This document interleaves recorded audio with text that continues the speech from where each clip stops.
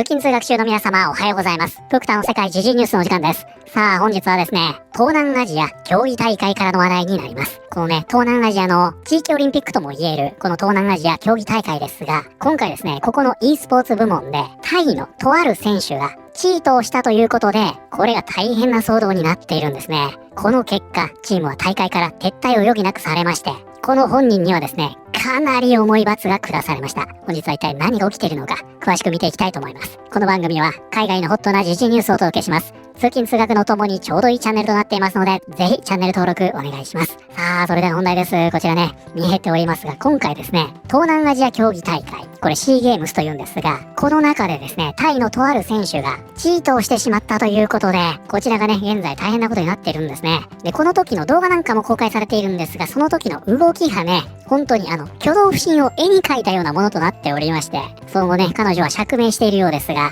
本日はこれ詳しく見ていきますね。タイの e スポーツ選手がアリーナ・オブ・バラーの試合中にチートを行ったとしてシーゲームズからエクスペルド。ということで早速ですが、こちらですね、エクスペルドとあります。こちらが本日のキーワードになります。expel 学校、組織、国などから強制的に立ち退かせること。ということでね、こちらの expel というのは追放するという意味になります。これはね、ラテン語由来の英語となっておりまして、X、これはね、外へ。そしてこの pel というのは押し出すという意味になりまして、つまりはこれで追放すると、こういう意味になるんですね。で、先ほどありました、こちらですね、過去形、過去分詞形、expelled とこのように表記されるんですが、ここね、L が後ろ重なってますね。これは皆さんね、学校で習ったかもしれません。単母音プラス子音の法則で、ここね、L が1個増えているわけですが、基本的にね、この表記というのは、イギリス英語での表記で、アメリカではね、これ重ならないことが多いんですね。これ、アクセントが後ろにある場合は重ねるんですよ。今回の expel がまさにそうですね。なんだけどこれね、前にあるパターン、例えば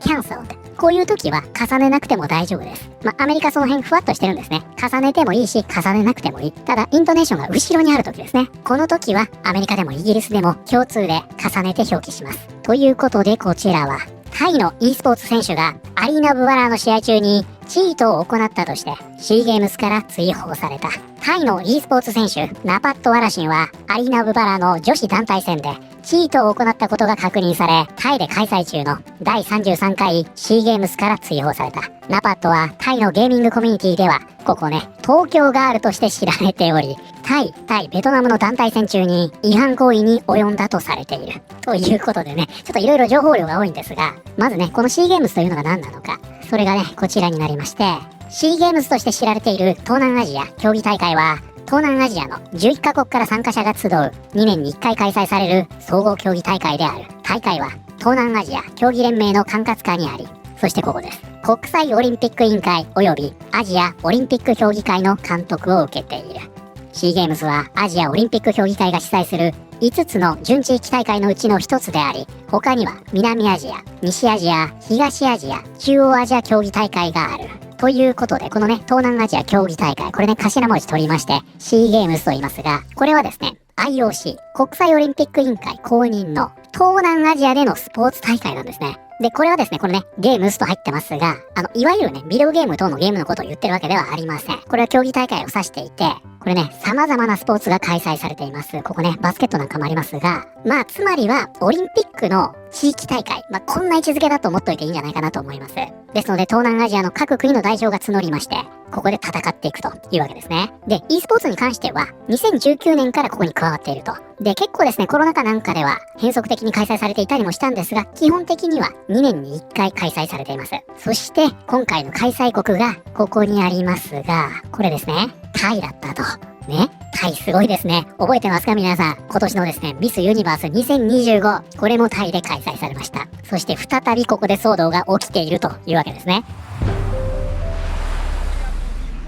で今日はですね、いろんな背景を説明しないといけないんで大変なんですが、こちらですよ。はい、ここにあります。東京ガールと。ね、何者なんだって話でしょ。でね、このガールの部分、これね、GURL となっていますが、これね、女の子のね、ガールのスラングです。だからこれの男性版がデュールというとニュアンスがつかみやすいかもしれない。かなり砕けた言い方なんですね。この選手はタイの選手なんですが、この東京ガールという名前を名乗っています。で、さらに説明が必要なのがこちらですね。アリーナ・オブ・バラー。ご存知の方も多いかもしれません。これつまりはスマホゲーですね。モバイルゲーム。これがね、こちら、アリバラと、このように略されているようですが、今回このゲームを使った大会だったと。で、さ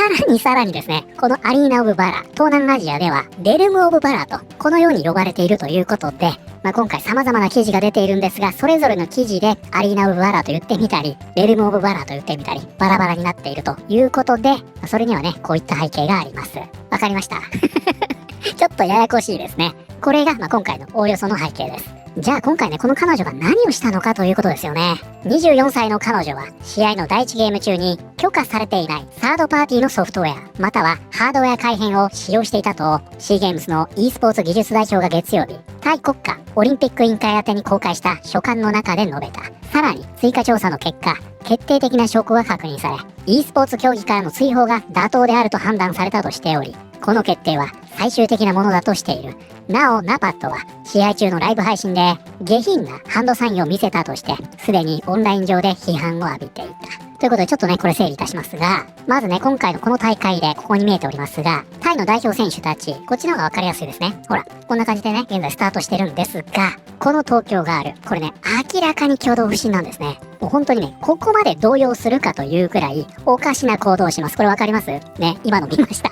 ここね、端末をこの下にね、隠してみたりするんですよ。で、その後ですね、彼女の端末を調査してみますと、禁止アプリがインストールされていたと。で、現状ですね、このアプリがどういったものだったのか、その詳細というのは明らかにされていないんですが、今ね、ネットにある噂では、外部からリモートで操作できるような、そんなアプリだったなんて話も出ています。ただこの詳細というのは発表されていません。で、さらに衝撃的なのは、挙句、この試合ね、負けてるんですね。でね、さらに良くなかったのはこちらね、もうぼかし入っておりますが、これね、ライブ配信中に中指立ててるんですね。もうお前はレイチェル・ゼグラーかというような感じですが、このようなことがありまして、そもそも批判を浴びていたわけですね。ちょっとこちらタイ語になりますので翻訳機頼りになりますが、東京ガールの代表選手としての道はここでつまずくこととなった。タイの e スポーツ協会は緊急声明を発表。e スポーツ競技の技術代表の裁定に基づく懲戒処分を明らかにした。この内容はナパット・ワラシン氏に対する個人処分であり、今大会のシーゲームスにおける選手の資格を剥奪するというものだった。今回の失格処分に至った理由について、シーゲームスの競技テクニカルハンドブックを確認したところ、競技規則第 9.4.3 条の違反に直接関係していることが判明した。この条項は、競技において不正な優位性を得る行為に該当する内容を定めている。特に許可されていないサードパーティー製のソフトウェアを使用、または競技中のハードウェア改変は規則で明確に重大な違反と定められており、違反者は即時失格となることが明示されている。そしてこちらがね、その公式の声明になります。ガリーナは緊急声明を発表。これこのゲームの開発会社です。そして今回の大会の主催者ですね。東京ガールことナパット・ワラシンに対してガリーナが主催する全ての大会への、ここすごいですよ、生涯参加禁止という最高レベルの処分を下した。処分は本日付で即時発行となる。この動きはタイ e スポーツ協会が同選手が第33回シーゲームスにおいて競技規則に重大な違反を犯したとして代表資格を剥奪する最終判断を下したことを受けてのものだ。ガリーナは e スポーツ界の基準、倫理、そして競技の神聖性を守るための断固たる措置だと説明。透明性を厳格に堅持する姿勢を改めて強調している。ということでですね、今回まずね、この騒動を受けまして、タイの e スポーツ協会から今大会のシーゲームスにおける選手資格を剥奪しますよ。こういった発表がありました。なんですが、このゲームの開発会社、そして今回の主催者ですね、ここにさらに追い打ちをかけまして、ここが主催する大会への永久バンを発表したと。こういうことになったんですね。これ事実上、うちのゲームにもう触んなと。こういうことですよね。プロゲーマーというのはね、あらゆるゲームをやるわけじゃないんですよ。自分のプレイしているゲームというのがあって、それを突き詰めているので、彼女の場合は、アリーナ・オブ・バラになるんですが、その開発会社から、事実上ね、バンになったと。これは彼女にとってはね、本当に痛手ですよ。事実上そのキャリアが終わるみたいなもんですからね。先日もね、少し取り上げたんで、例に挙げるならば、梅原がね、カプコンからバンにされるみたいな、そんな感じですよ。今回ですね、非常に重いペナルティが課されることになりました。ただ、それもそのはずですよ。これね、個人プレイじゃないんですよ。先ほども言いました。この大会というのは IOC が公認している、事実上のね、地域オリンピックなんですね。これ国の代表なんです。つまり、チームメイトというのはですね、この2年間、ここに出場するために、めちゃくちゃ頑張ってきたわけですね。なんですが、今回ね、このすっとこどっこいによって、チーム自体も撤退せざるを得なくなってしまったと。で、これも本当に切ない話でね、このチームメイトとコーチですかね、これ。インタビューを受けておりまして、そこでね、泣いてるのみんな。そりゃそうですよね。いや、本当にね、これは痛々しい光景でしたよ。で、この彼女はですね、先ほども見ましたが、非常に挙動不審だったんですね。で、その後ね、入院することになりまして、今回の件ですね、潔白を主張しています。東京ガールは今回の裁定及び不正行為の指摘に対して反論、不正を否定した上で、極度の緊張とパニック発作により病院で治療を受ける事態になったと主張している。もし不正をしていたなら、勝っていたはずだ。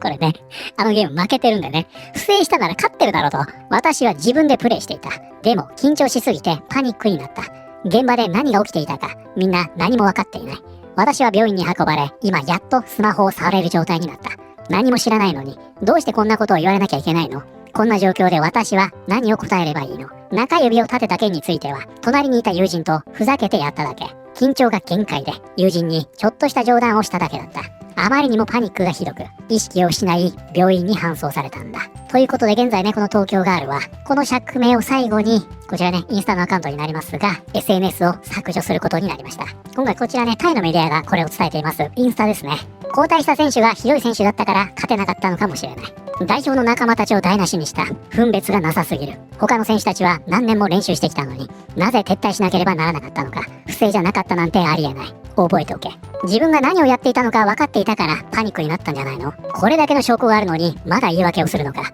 パニックだって、じゃあ医者に行って常識も一緒に見てもらった方がいいね。他の国からはタイ代表チームが卑怯者だと思われている。恥ずかしくないのか。開催国なのに国の名誉を汚した。いい加減に妄想やめろ。マジで失望した。というような形でこの投稿だけでも7000件以上のねコメントがついているんですが、今回ね主催国となりましたタイではもう非難合々という形になっています。はい、ということで本日はですね、先日開催されました東南アジア競技大会の e スポーツ部門にて開催国となりましたタイ代表がチートをしたとして大会を撤退。当の本人には最大級のペナルティが課されたという話題を見てまいりました。いかがだったでしょうか。一応ね本人はこれをね否定しているという形になっているんですが、この端末の中にね禁止アプリがインストールされていたというのは紛れもない事実となっておりまして、でさらには挙動不審でしょ。で挙句の果てにはですね、中指を立てるというジェスチャーでもうそもそもの人間性が疑問視されていたということになっちゃうと、この状況だけを見てもね全て揃っちゃってるように見えちゃうというのは仕方ないのかなという気はしますよね。そもそもの信用を失ってしまっているので誰も味方してくれないというような状況になってしまっています。でプクタがね一つ思うのは東京っていうのやめてもらえますか。私は